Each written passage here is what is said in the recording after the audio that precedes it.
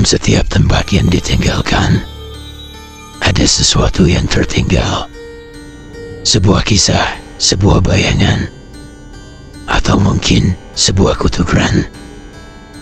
Selamat datang di channel Dongeng Misteri. Berani dengarkan hingga akhir, karena cerita ini mungkin akan menghantui tidurmu.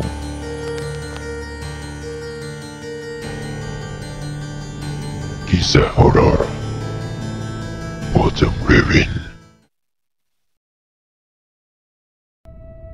Ini adalah cerita Anggara Arya setelah Ririn dibawa pulang oleh keluarganya ke Jakarta.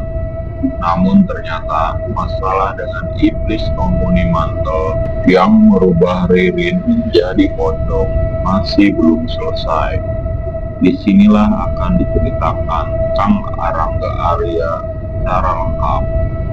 Bagi yang belum membaca cerita pocong Ririn akibat kutukan iblis dari mantel Bapak saat mendaki di Gunung Salak, saya sarankan untuk membaca dulu ceritanya supaya nyambung ceritanya dari awal. Sebelum lanjut ke ceritanya, jangan lupa subscribe, komen, like, and share video ini agar channel ini makin berkembang. Setelah keluarganya Ririn pulang ke Jakarta, aku pernah ditelepon Ririn untuk datang ke rumahnya. Rumahnya di daerah Pondok Indah. Ririn menyuruhku datang sendirian, tapi aku tidak mau.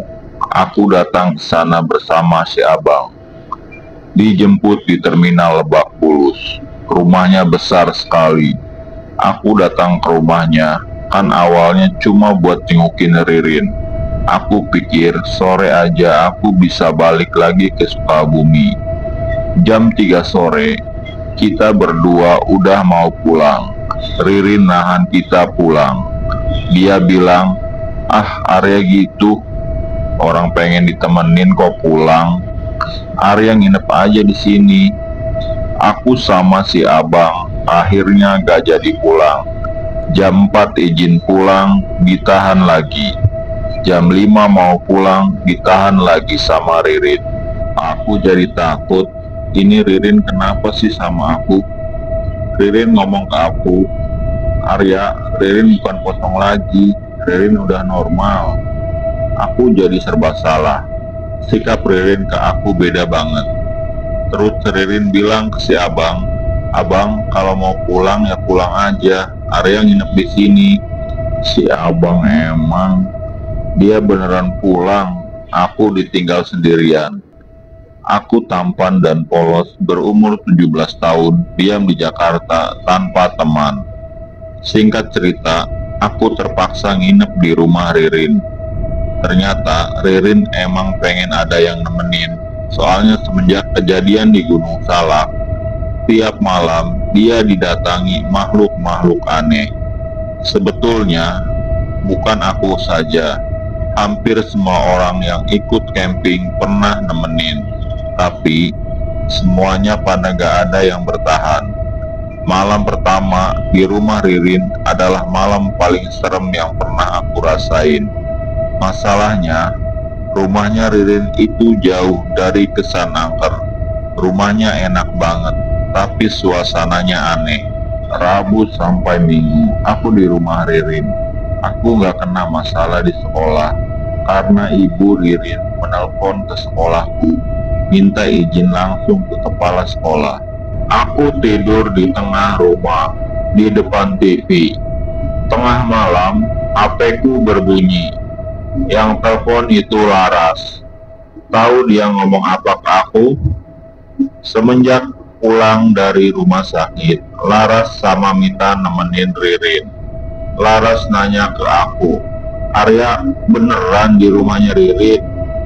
Iya, kataku. Emang kenapa, Kak? Di situ Laras jelasin ke aku semuanya. Laras sama Mita sebetulnya pengen banget nemenin Ririn.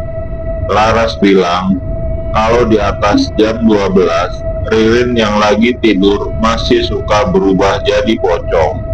Tapi diem, gak nangis, gak loncat, tidur aja kayak orang mati. Awal tidur pakai piyama, tapi nanti berubah jadi kain kafan. Ngeri aku, tapi aku sedikit tenang. Soalnya aku nggak tidur di kamarnya Ririn. Jadi aku nggak perlu lihat Ririn berubah jadi pocong. Ternyata aku salah. Yang aku pahami, Mita sama Laras ketakutan soalnya lihat Ririn jadi pocong lagi karena mereka tidur di kamarnya Ririn. Aku yang di tengah rumah tetap aja digangguin. Aku nggak tahu juga sih, masa iya Ririn minta aku nemenin dia buat nakut-nakutin aku? Apa Ririn gak sadar? Aku gak pernah naik wahana yang bikin orang-orang pada teriak. Laras nutup teleponnya. Dari arah belakang, tangga ke lantai 2, kamar Ririn. Suara Ririn manggil aku. Arya, tidur di kamar Ririn aja. Pas aku nengok ke belakang, Ririn berdiri di tangga. Iya, dia berdiri dengan pakaian pocong. Jujur, aku teriak sekeras-kerasnya. Mamanya Ririn, kesini. Ririn jadi pocong lagi. Jika kalian ingin membayangkan betapa menyeramkannya Ririn saat jadi pocong, kalian tahu orang yang meninggal seperti apa? Wajahnya pucat, lubang hidungnya tertutup kapas, kain kafannya kotor. Ririn yang aku lihat pas jadi pocong itu sama kayak jenazah yang kuburannya dibongkar. Aku terus teriak memanggil mamanya Ririn, tapi nggak datang-datang. Posisiku duduk di sofa, badan aku ngadep ke arah TV, kepalaku ngeliat ke belakang. Bisa ngebayangin, orang yang nggak percaya terus dengar cerita ini pasti nanya, kenapa nggak lari aja? Mungkin kalian baru bisa tahu jawabannya kalau kalian dihadapkan sama situasi seperti itu. Masih bagus aku bisa teriak. Aku gak bisa gerakin badan aku. Aku pengen kepalaku gak lihat dia, tapi kepalaku kayak yang udah dikekunci. Ngelihat terus pocongnya Ririn. Kalau ada kejuaraan tahan kedip-kedip, malam itu aku pasti jadi juaranya. Karena menutup mata pun rasanya berat. Aku nangis tanpa berkedip untuk waktu yang lama. Pocongnya Ririn cuma bilang, Arya, ayo ke kamar. Dalam hatiku berkata dan berharap, semoga ini mimpi buruk dan aku gak bisa bangun karena aku kena rep-rep. Nyatanya enggak, itu emang benar-benar kejadian sama aku. Ibunya Ririn gak datang-datang juga, yang datang itu bapaknya. Bapaknya lari ke arah pocong Ririn. Bapaknya langsung gendong pocong itu ke kamar Ririn. Aku nangis tetap gak gerak-gerak badanku. Kepalaku masih ngadep ke arah tangga. Kalau sengaja posisi kayak gitu, mungkin pegel. Itu aku gak ngerasa pegel. Aku cuma pengen pulang, itu saja. Bapaknya Ririn turun dari kamarnya Ririn. Dia duduk di sampingku. Dia bilang, Arya, maaf, ini salah Bapak. Bapak minta Arya bisa tahan. Ririn yang minta ditemenin sama Arya. Bapak minta Arya hibur Ririn. Yang Arya lihat emang benar, Ririn akan terus jadi pocong sampai 99 hari. Sebenarnya aku suka trauma kalau harus membayangin ke waktu itu lagi. Bapaknya Ririn bilang selama 99 hari setelah Ririn kembali jadi manusia, lewat jam 12 malam, Ririn pasti berubah jadi pocong. Aku dijelasin banyak banget sama bapaknya. Kira-kira begini, bapaknya Ririn punya tambang batu bara. Di tempat itu ada satu makhluk yang gak mau pergi. Makhluk itu selalu gangguin aktivitas karyawan batu bara. Bapaknya Ririn salah jalan. Cara ngusir makhluk di tambang batu bara itu yang salah. Bapaknya Ririn datang ke orang yang salah. bapaknya Ririn sama orang pintar atau mediator antara bapaknya Ririn dan makhluk penunggu tambang bikin perjanjian yang suatu hari bikin keluarganya susah. Bukan susah mencari materi, karena hasil tambang sangat besar. Mereka susah dalam menjalani kehidupannya. Hidup keluarganya seperti tidak bisa lepas dari pengaruh makhluk itu. Perjanjiannya yang salah. Si makhluk diminta pergi dari tambang sama orang pintar, tapi dia nggak mau. Si makhluk itu menolak. Dia ngasih syarat, dia mau ninggalin tambang, tapi harus ikut sama si bapak. Medianya mantel. Ya, makhluk itu diam di mantel. Si makhluk itu harus ikut kemanapun bapaknya Ririn pergi. Dipakai atau enggak, mantelnya harus dibawa terus. Si makhluk itu juga bilang ke si bapak, dia nggak mau dibawa sama orang lain, apalagi dipakai. Kalau dipakai sama orang lain, orang itu pasti berubah jadi pocong. Kenapa berubahnya jadi pocong? Si makhluk itu minta jaminan dari si bapak bahwa dia nggak bakalan ganggu tambang. Artinya, yang pakai mantel nyawanya jadi jaminan. Seminggu gak bisa lepasin mantel, yang pakai mantel mati. Si makhluk itu akan pergi dari tambang. Makhluk itu nggak mau rugi. Kalaupun dia diusir dari tambang, harus ada yang mati. Bapaknya Ririn bilang, padahal di tambang pernah ada yang mati. Si makhluk itu ngasih tahu bapaknya, karyawan yang mati itu bukan urusan dia. Dia mau ninggalin tambang kalau yang mati itu dari pihak keluarga si bapak. Di gunung, Ririn pakai mantel lalu jadi pocong. Kalau seminggu gak ketangkep, Ririn pasti mati. Tapi kan Ririn selamat. Betul, 99 hari dari itu, Ririn masih ada di dua alam. Nyawanya Ririn tergadaikan. Si iblis itu emang musuh yang nyata, ngebolak-balikin keyakinan bapak Ririn. Seperti yang tadi aku bilang, bapaknya Ririn salah jalan, salah nemuin orang pintar. Awalnya, bapaknya Ririn setuju-setuju aja karena si makhluk itu ngejanjiin ke bapaknya Ririn kalau nurutin apa yang dia minta, hartanya nggak akan habis-habis. Bapaknya Ririn juga cerita, jauh sebelum Ririn jadi pocong, dia pernah nyari cara biar bisa lolos dari iblis itu. Sayangnya, perjanjian kaya gak bisa dirubah. Kalaupun diakhiri, mesti ditukar dengan nyawa. Betul Kisana, satu-satunya cara membatalkan perjanjian itu hanya dengan kematian. Tapi sekali lagi, bapaknya Ririn salah menafsirkan soal kematian itu. Awalnya, bapak Ririn nyangka kalau semua itu bisa diselesaikan dengan menumbalkan orang. Nah, terpikirlah oleh bapaknya Ririn untuk mencari orang yang bisa ditumbalkan. Motifnya, bapaknya Ririn sedang mencari karyawan untuk bekerja di pertambangan. Dibantu orang-orang suruhannya, bapaknya Ririn dengan cepat dan mudahnya bisa mendapatkan orang-orang yang mau bekerja. Mereka akan dijadikan tumbal agar supaya bapaknya Ririn terlepas dari iblis. Gimana nggak cepet? Orang nyari kerja kan harus nyiapin ini itu. Demi memuluskan niatnya itu, bapaknya Ririn cuma bilang nggak perlu pakai CV. Kalau mau kerja tinggal ikut. Diiming-iming dikasih akomodasi yang di rumah, dikasih uang dan dijanjikan gaji besar. Orang-orang yang nggak punya ijazah pun diajak. Total ada 6 orang yang bersedia kerja di pertambangan itu. Bapaknya ngatur rencana, jadi 2 orang dulu yang dibawa, yang lainnya nyusul di setiap bulan berikutnya. Mereka dipekerjakan dan difasilitasi dengan lengkap.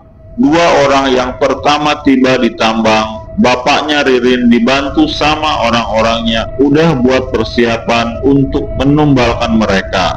Rencananya, mereka akan ditabrak seolah-olah itu adalah kecelakaan kerja. Kejadiannya malam hari setelah pulang kerja. Orang-orang suruhan bapaknya Ririn sudah siap. Mereka berdua, karyawan yang ikut ditumbalkan, sedang jalan, lalu mereka ditabrak. Semua berjalan sesuai rencana. Kedua orang itu ditabrak dan dilarikan ke rumah sakit. Mereka sekarat. Bapaknya Ririn bilang ke aku bahwa saat itu hatinya senang, karena jika dua orang itu mati, bapaknya Ririn akan terlepas dari iblis itu. Tapi kembali, bapaknya Ririn salah lagi. Setelah dari rumah sakit, bapaknya Ririn pulang ke rumahnya di daerah Tambang, bukan di Jakarta. Gak lama nyampe rumah, bapaknya Ririn dapat telepon dari keluarganya di Jakarta. Bapaknya Ririn sedih banget katanya. Soalnya yang dari Jakarta nelpon ngabarin bahwa ayahnya meninggal atau kakeknya Ririn. Gak cuma itu, anak pertamanya yang laki-laki juga meninggal kecelakaan motor. Kakak laki-lakinya Ririn namanya Ardi.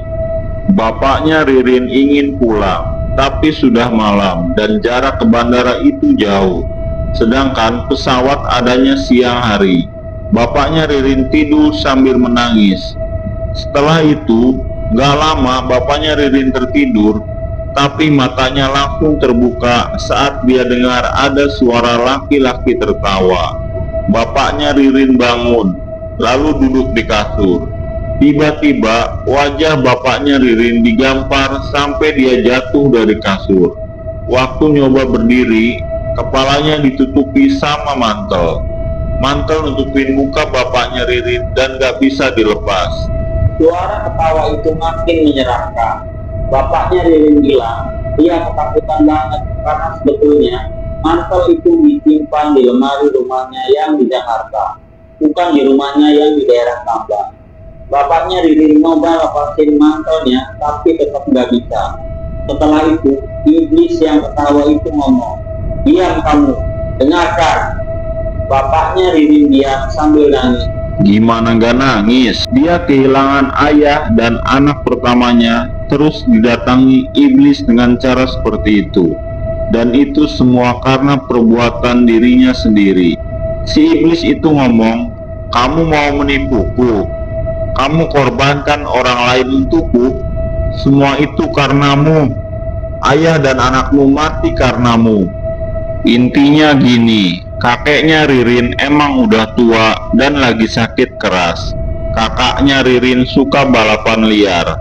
Kata bapaknya Ririn, mereka sebetulnya nggak kenapa-kenapa, tapi meninggal karena bapaknya Ririn coba nembalin orang lain. Bapaknya Ririn tahu itu dari iblis. Si iblis bilang, "Ini perjanjian antara aku dan kamu. Jika ingin membatalkan atau mengakhiri, kamu harus korbankan keluargamu sendiri, bukan orang lain." Singkat cerita, ayah dan anak pertamanya mati karena nyawa mereka ditukar dengan dua orang karyawan yang sengaja ditabrak untuk dijadikan tumbal. Lalu, bagaimana dengan nasib karyawan yang ditabrak itu? Mereka luka parah, tapi tidak meninggal.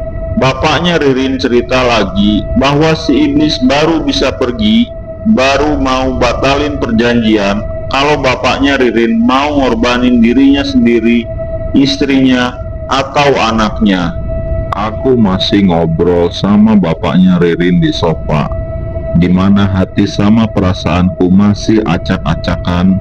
Gimana gak acak-acakan setelah aku dipanggil sama Ririn yang minta aku tidur di kamarnya. Aku diceritain dari awal yang membuat semua ini menjadi kacau. Aku yang lagi ngedengerin bapaknya Ririn cerita, tahu-tahu dari arah tangga ada yang nangis. Ya, Ririn yang jadi pocong keluar lagi dari kamarnya. Sekarang dia manggil sambil nangis. Lagi-lagi dia minta aku nemenin dia tidur.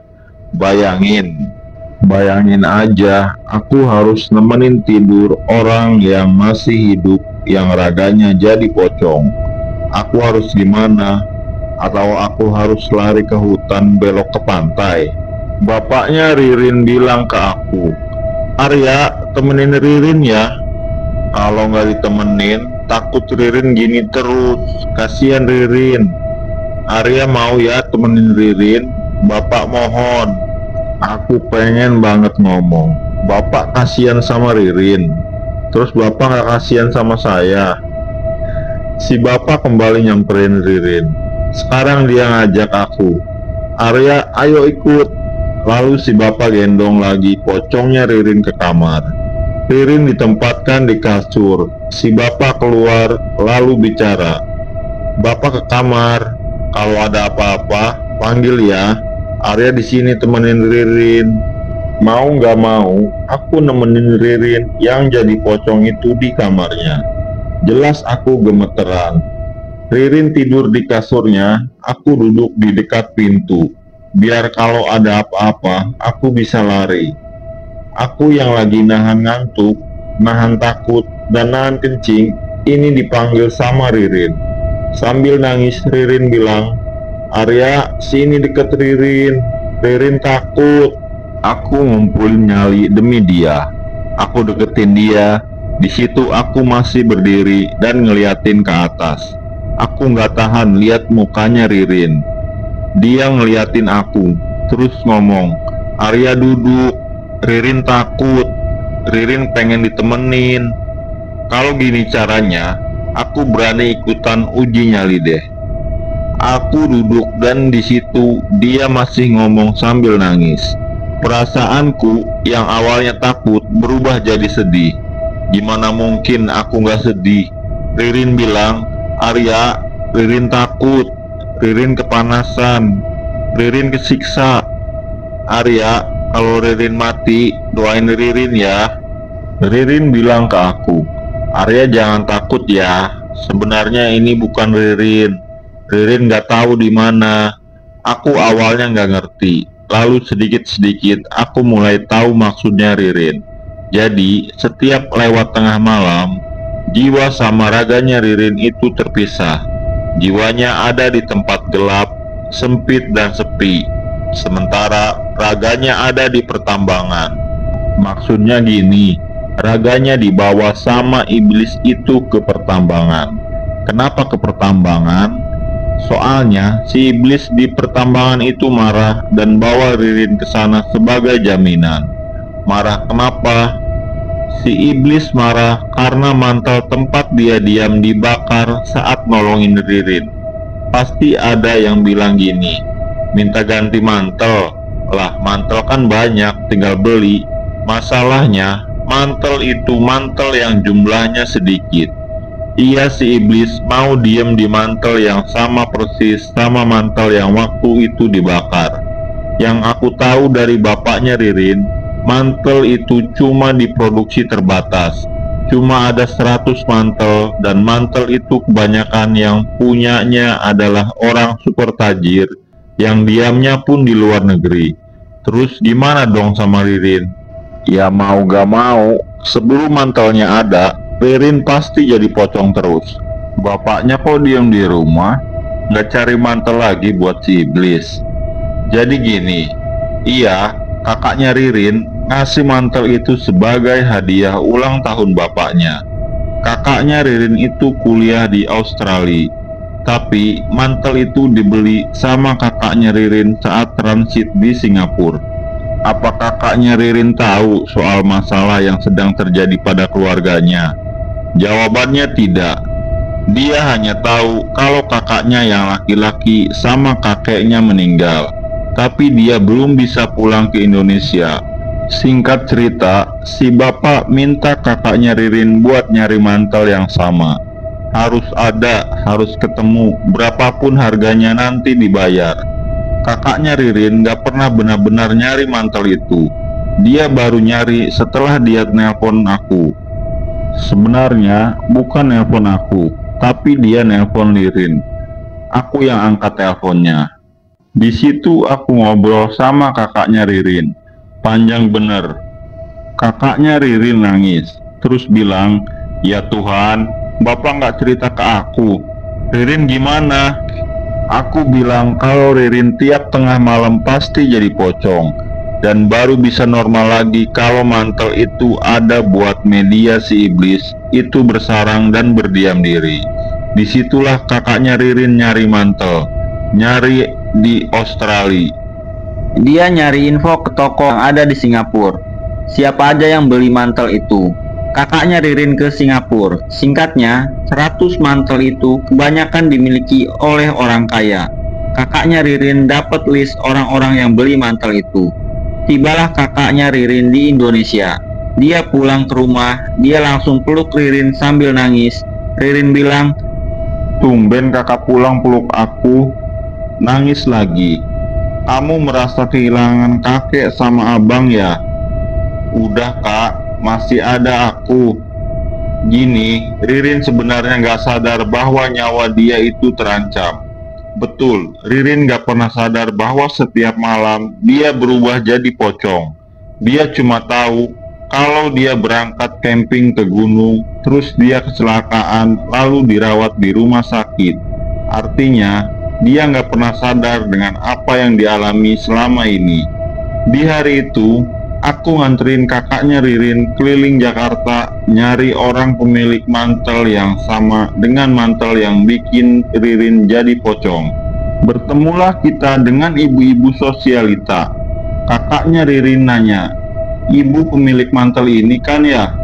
"Iya," kata si ibu. Kakaknya Ririn langsung to the point. "Bu, boleh saya beli mantelnya?" Si ibu malah ngomong, "Anda tidak sopan, saya nggak jual. Ini mantel bagus. Kamu pikir saya orang miskin apa?" "Siapa yang bilang miskin? Kita mau beli mantelnya, Bu." Yang bikin aku nangis, kakaknya Ririn sampai sujud segala. "Tolong saya, Bu, saya rela beli mantel ibu dengan semua yang saya punya. Yang penting adik saya selamat." Si ibu mulai mau mendengarkan, mulai kasihan mungkin. Si ibu juga nangis. Si ibu bilang, "Saya nggak kenal kamu. Kenapa mantel itu berarti banget buat kamu?" Si ibu ke kamarnya, lalu bawa mantel itu, lalu kasih ke kakaknya Ririn. "Ini buat adikmu. Semoga adikmu cepat sehat lagi." Si ibu ngasih cuma-cuma. Nggak tahu kenapa, aku lihat si ibu itu mendadak cantik. Kakaknya Ririn sebetulnya udah ngasih dompet, buku tabungan, sama kunci mobil buat si ibu itu. Tapi si ibu itu bilang, "Jangan, anggap aja mantel ini hadiah buat adikmu. Aku rela." Kita berhasil dapat mantelnya. Kita pulang ke rumah. "Apa udah selesai?" "Belum." Kita berdua pulang ke rumah. Di perjalanan, kakaknya Ririn telepon bapaknya kalau dia udah dapat mantelnya. Di situ aku dengar bahwa bapaknya Ririn langsung nyiapin proses pemindahan. Nyampe rumah itu sekitar jam 11 malam, lewat 2 menit 30 detik. Beberapa orang pintar sudah berkumpul di rumah. Ada yang berjaga di gerbang, di teras, di samping, dan di belakang rumah. Mereka ditemani sekitar 20 atau 30 orang lainnya. Beberapa proses dilakukan karena ini langkah akhir, kata ketua orang pintarnya bilang. Langkah akhir ini dijelaskan oleh ketua kepada si bapak, ibu dan kakaknya Ririn. Aku juga ikut dengerin. Ibu dan kakaknya menangis karena langkah akhir ini bisa sangat sukses, juga gagal total. Sukses artinya Ririn kembali, gagal berartinya Ririn mati. Kakaknya bilang ke ketua kalau bisa biarin dia aja yang berkorban. Dia nggak mau kehilangan Ririn. Udah si kakak bilang gitu, si ibu menangis dan menjerit. Mungkin ibu nggak mau kehilangan anaknya lagi. Terlebih setelah dia tahu bahwa anak pertamanya mati karena dosa bapaknya. Waktu aku nyampe rumah, Ririn udah tidur. Sebelum tengah malam, aku sama kakaknya Ririn diem di kamar. Karena kalau nggak ditemenin, takut Ririn hilang atau loncat-loncat dan bisa membuat kacau rencana yang sudah ada. Singkat cerita, Ririn jadi pocong lagi. Kakaknya ketakutan, menutup matanya, nangis sambil bilang, "Arya, kasihan Ririn." Karena aku udah terbiasa sama bentuk Ririn yang jadi pocong, ya aku diem aja sambil meluk kakaknya Ririn. Aku nggak tahu proses di bawah seperti apa dengan media mantel itu karena aku di kamar Ririn.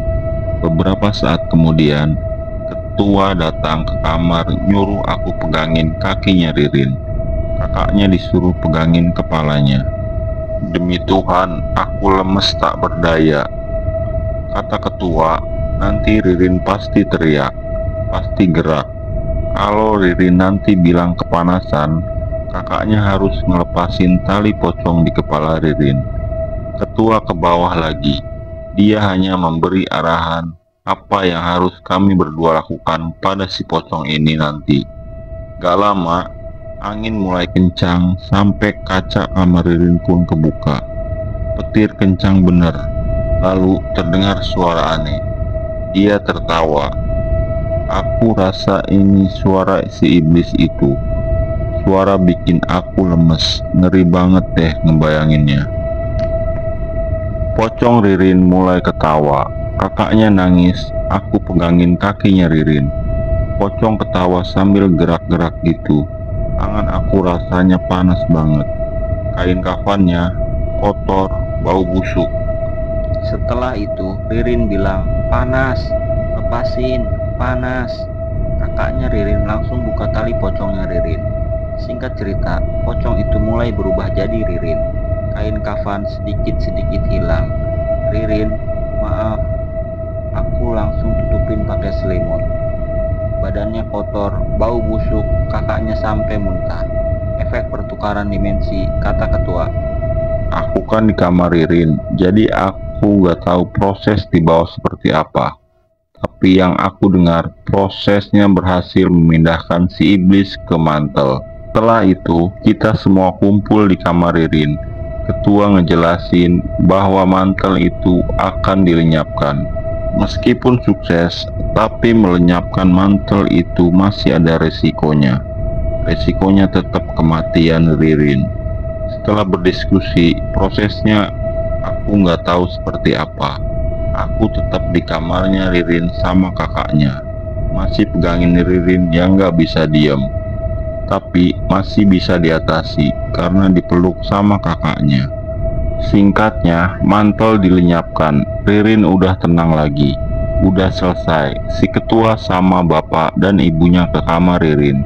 Ketua bilang meskipun Ririn selamat, tapi Ririn kehilangan sebagian umurnya. Yang pasti ibu sama kakaknya nangis di situ. Ketua bilang Ririn udah kembali seutuhnya.